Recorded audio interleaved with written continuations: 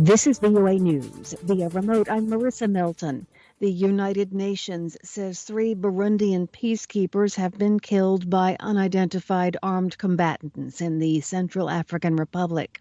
The announcement came after a rebel coalition called off a ceasefire ahead of a tense general election due to take place on Sunday. Sunday's elections are deemed a key test of CAR's ability to recover its stability.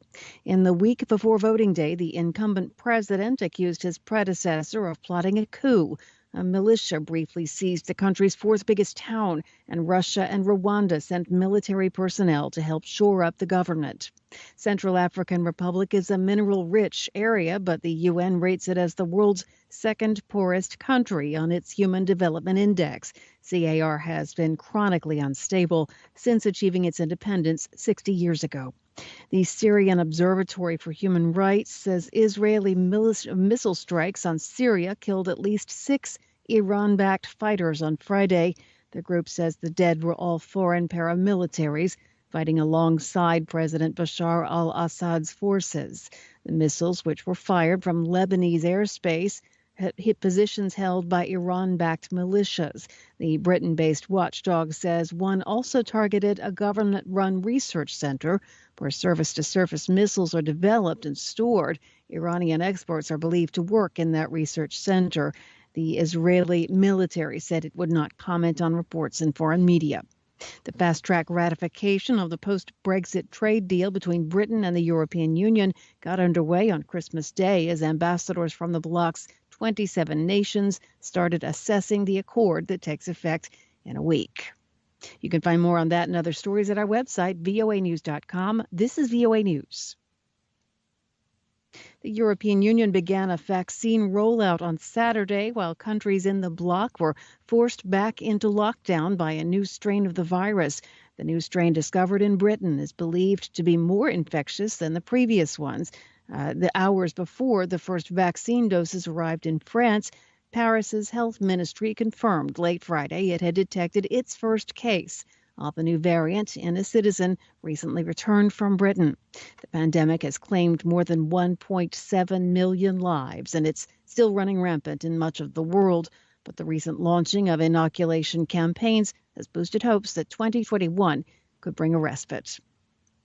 A motorhome parked on a street exploded in downtown Nashville, Tennessee at dawn on Friday, moments after a recorded message emanating from the vehicle warned of a bomb. Police called the explosion an intentional act in the heart of America's country music capital.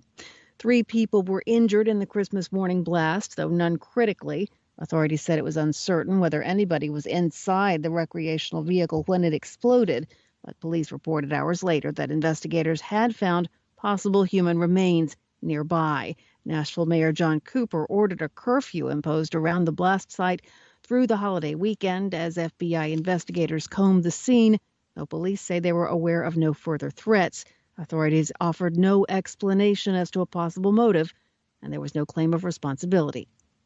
U.S. President Donald Trump is spending his holiday weekend at his Florida resort as both Democrats and Republicans wait to see whether he will sign a critical pandemic relief and government funding package that he sharply criticized earlier this week.